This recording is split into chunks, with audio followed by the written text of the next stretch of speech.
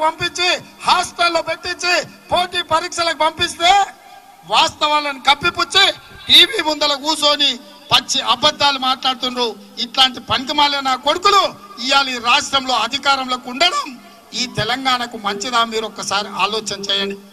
అందుకే మిత్రులారా, తెలంగాణ ఇస్తా అన్నది శ్రీమతి సోనియా గాంధీ గారు తెలంగాణ ఇచ్చిండ్రు. ఆంధ్రప్రదేశ్ లో పార్టీ మనుగడ కోల్పోయినా, కేంద్రంలో అధికారం పోయినా, తెలంగాణలో కష్టాలు ఎదుర్కొన్నా అన్ని తెలిసి సోనియా గాంధీ గారు తెలంగాణ రాష్ట్రం ఇచ్చారు.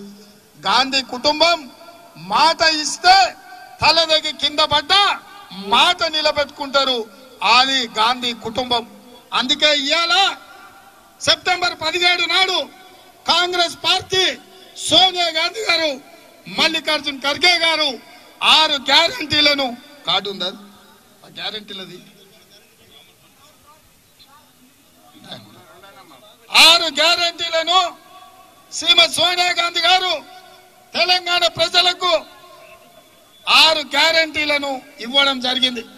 అందులో మహాలక్ష్మి గ్రూప్ లో పేపర్ మహాలక్ష్మి గ్రూప్ మహాలక్ష్మి కింద ప్రతి ఆడబిడ్డకు 2500 రూపాయలు ప్రతి నెల 1వ తారీఖు నాడు ఇవ్వాలి అని చెప్పి కాంగ్రెస్ పార్టీ నిర్ణయించింది.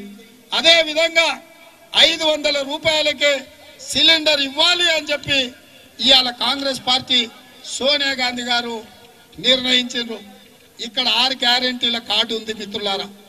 ఇవాళ నేను పెద్దలు ప్రసాద్ గారు వస్తూ బస్తీలకు పోయి పేదలకు ఇచ్చినాం. ప్రతి కార్యకర్త ఇంటింటికి పోయి ప్రతి తలుపు తట్టి ఈ గ్యారంటీ కార్డు పేదలకు ఇచ్చి కింద వాళ్ళ వివరాలు రాసుకొని రావాలి. ఇవి రాసుకొని వస్తే ఈ పై కార్డు వాళ్ళు భద్రంగా దాచుకుంటే డిసెంబర్ 3 నాడు ఫలితాలు వచ్చి డిసెంబర్ 9 నాడు కాంగ్రెస్ ప్రభుత్వం ఇందిరమ్మ ఆ రాజ్యం ఏర్పాటు చేసి ఈ కార్డు తెచ్చిన ప్రతి పేద వాళ్లకు మహాలక్ష్మి పథకం, రైతు భరోసా పథకం, గృహజ్యోతి పథకం, ఇందిరమ్మ ఇల్లు, యువ వికాసం, చేయూత ఈ 6 పథకాలను అమలు చేస్తాం. అందుకే ఈడికొచ్చిన పేదలకు, ఈడికొచ్చిన కార్యకర్తలకు ఇంటింటికి మా వాళ్ళు వస్తారు, మీ వివరాలు రాసుకుంటారు, ఈ గ్యారెంటీ పత్రం మీకు ఇస్తారు. ఇది దాచిపెట్టండి. పోలింగ్ బూతుల ఓటు వేయడానికి పోయినప్పుడు దీనికి దండం పెట్టండి, పూజ చెయ్యండి. దేవుడా మా కష్టాలు తీరాలి, ఇందిరమ్మ రాజ్యం రావాలి, ఇందిరమ్మ